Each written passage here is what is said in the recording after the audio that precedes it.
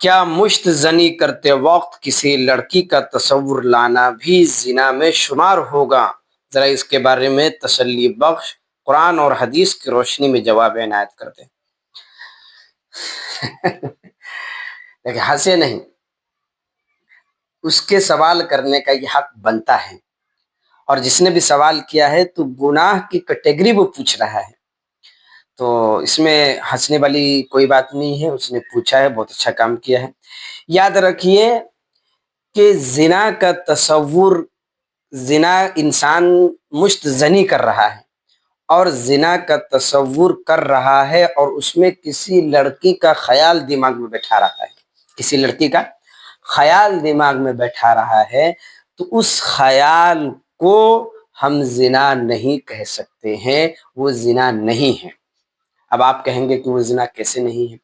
حالانکہ وہ تصور میں لا رہا ہے کسی لڑکی کو، تو حالانکہ غلط کام کر رہا ہے، لیکن اس عمل کو ہم زنا کہیں گے، یہ غلط ہوگا۔ ایک مثال میں آپ کو سمجھا کے بتاتا ہوں۔ جیسے انسان پانی پی رہا ہے گلاس میں، اور اس پانی کو شراب تصور کر کے پیے، تو کیا وہ پانی اس کے لیے پینا حرام ہو جائے گا اور وہ شراب بن جائے گی؟ نہیں نا۔ تو اسی طریقے سے اس کا کام عمل ہے، اس کی سوچ الگ ہے، ان کا کام کرنا اور ان کا یہ سوچنا کہ میں شراب پی رہا ہوں، پانی کو شراب تصور کر کے پی رہا ہے، تو کیا وہ شراب حرام، وہ پانی حرام ہو جائے گا؟ نہیں۔ اسی حساب سے ہم کہیں گے غلط کام کر رہا ہے، لیکن اس غلط کام کو ہم یہ نہیں کہہ سکتے کہ وہ زنا کر رہا ہے۔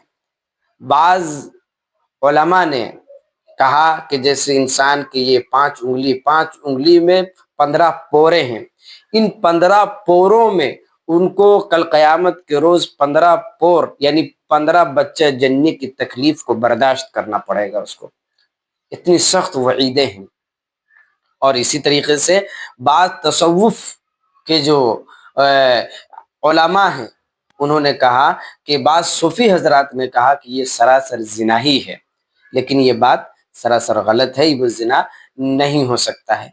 اللہ سے ترتیب کی، شادی کی ترتیب آپ بنائیے، شادی کی ترتیب بنا کر اس طرح کے کام کیجئے کہ شادی کر لیجئے۔ اس طرح کی حرکت کرنا اور مشت زنی کرنا، یہ آپ کے لیے بھی خطرناک چیز ہے، آپ کی صحت کے لیے خطرناک چیز ہے، آگے چل کر بیوی کے اہل بھی نہ ہو سکے، آپ اس کے لیے بھی بہت خطرناک چیز ہے، اور قیامت میں جو اس کے گناہ ہوں گے وہ تو ہوں گے ہی۔